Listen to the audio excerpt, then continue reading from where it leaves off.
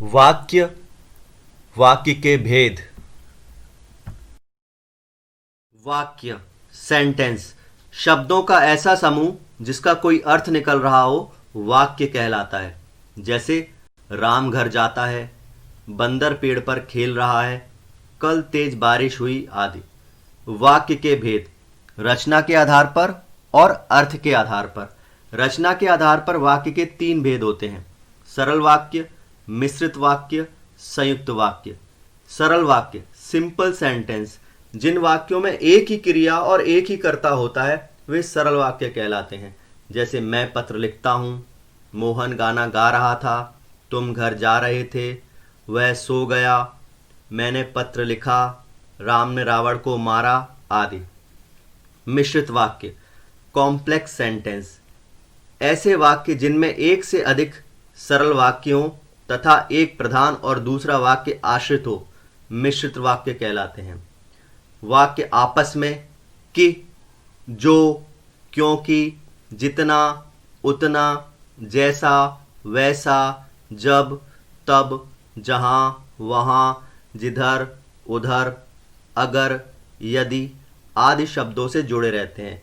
जैसे यदि पढ़ोगे तो पास हो जाओगे, यदि पढ़ोगे प्रधान वाक्य है, पास हो जाओगे आश्रित वाक्य है, डिपेंडेंट वाक्य है।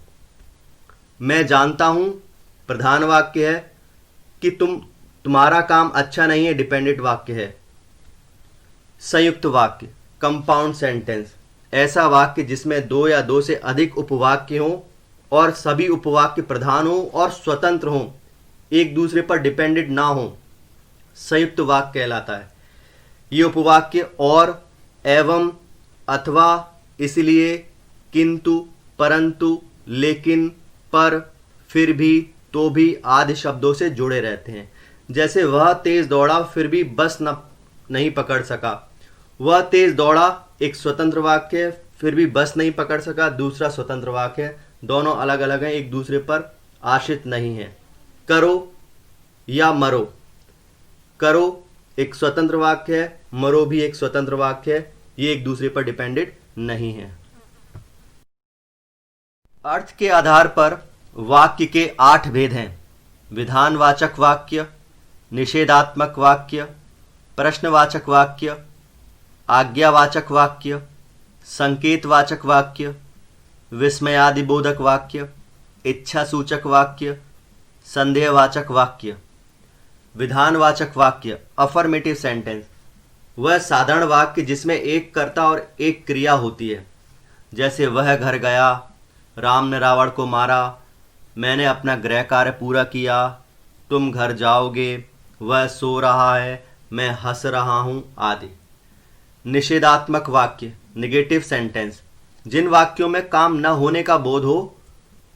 जैसे वह घर नहीं गया, राम ने रावण को नहीं मारा, मैंने अपना गृह कार्य नहीं किया।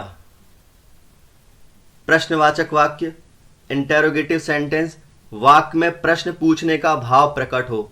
जैसे क्या वह घर नहीं गया, राम ने रावण को क्यों मारा, मैंने अपना गृह कार्य कब पूरा किया। वाक्य के अंत में प्रश्नसूचक या क्वेश्चन मार्क लग जाता है तो हम समझ जाते हैं कि प्रश्नवाचक वाक्य है।